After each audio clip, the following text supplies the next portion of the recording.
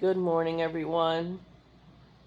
I just want to say I'm so thankful to be in a hotel after 2 months with my dog who has recuperated from his injury.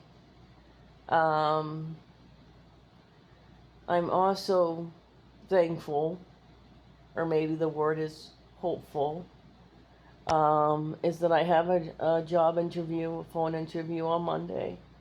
It is a job in my field. And it's a job that it would seem that I would like the job. So I'm really hoping that I can get this job because I really do want to go back to work. It's been almost a year, and you know, I'm not disabled. The evil racists always try to bring up disability, like receiving disability money, and I'm just like, no way, Jose. I want to work, and I want to work full time. So I'm really hoping that I can do that very soon, so that I can support myself and get out of this housing emergency. Um, I just wanted to record Ross. That's why I moved the video. But now I'm just recording myself. Yeah,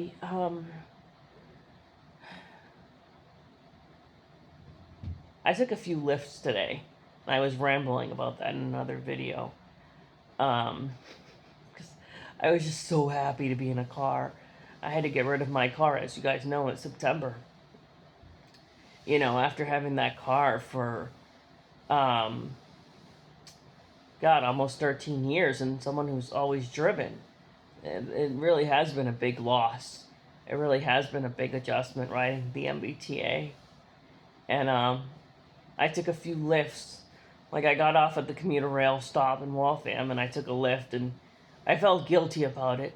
But oh my God, did it feel so great just like being in a car and not on a bus or a train, Um, even though I probably shouldn't have spent that money, but whatever, you know? I should have enough money to take a lift, I should have my car, but I'm not going to ramble about that. When I got here, I did go to the market basket in Waltham and got some food.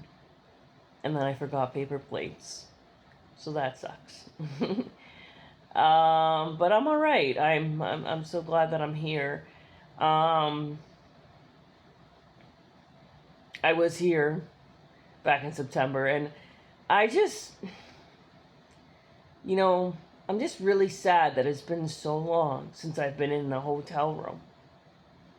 And that so many terrible things have happened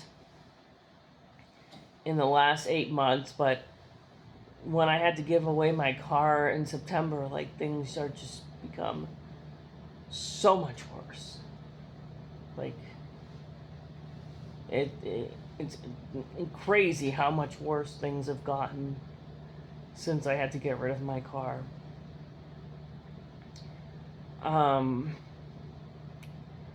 now that the weather is colder and everything, things have really taken a turn for the worse. So, I mean, I really do need to get out of this situation. I continue to fill out a lot of housing applications in the Boston area. I'll take a look at those applications today and possibly fill out some more applications today. Um, um, yeah. So, I mean, yeah, I'll look at some housing applications. This hotel stay, though, is definitely dedicated to resting.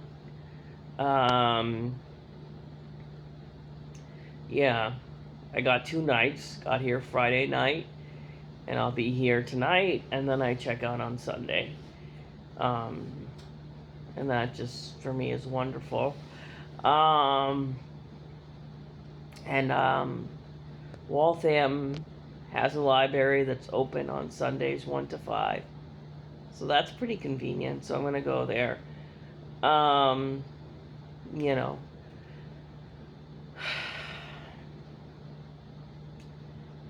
I just, I mean, yeah, I guess all I can really say is that I'm really hoping that I find a place to live and that this nightmare can end. You know, um, it just like a lot of the things that have happened to me just don't even feel real because they're just so bad.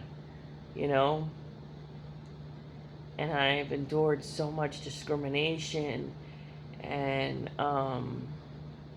people have really had a really false image of me, certain people, you know, and that is very offensive and upsetting, you know, and I saw that even more, you know, when I had to get rid of my car and I had to ride public transportation and, you know, things like that, and how, you know, certain people thought that, like, they could mistreat me because I'm homeless, you know, and I have to stick up for myself, and that's what I've done. And of course, there's a lot of negative people that hate that I stick up for myself, but I'll never stop sticking up for myself and fighting back. And there's a lot of people that will paint a very false picture of me and make it seem like I'm this, like, mean person because I argue with people, you know, and that's not the case. I am a person who is very kind, you know. Mean doesn't mean someone who sticks up for themselves or set boundaries. That doesn't make you a mean person. That doesn't make you a bad person. That makes you a strong person, a courageous person, and that's what I am. Um, I'm such a kind person. I've given so much back um, to society to have something like this happen to me, and to be treated this way. It's very, very hurtful. I'm just glad that you know, this is a time in my life, you know, where I'm 38 years old. I can't even believe that when I say it out loud. I have enough life experience to know who I am as a person, you know, to know like what I've done in my career, to know like the different relationships that I've had, and to have like good confidence in myself, like to know who I am. And when I hear people say things that aren't true, they, you know, those things definitely upset me, but I still have the same good self-esteem that I've developed. Um, because I know this situation isn't my fault, and I've fought like hell in the last 8 months, and I'm still alive. I'm still kicking. My dog is still here. You know, that shows strength. You know, that just shows how delusional these people are and how evil they are. But I'm strong. I never doubt myself. I doubt certain people in society, you know? But I want to get out of this situation more than anything in the world, you know? Um, but yeah, I'm just, I don't know what else to say. I got like about a minute left. Um, I guess I'm going to continue fighting. I'm never going to stop fighting.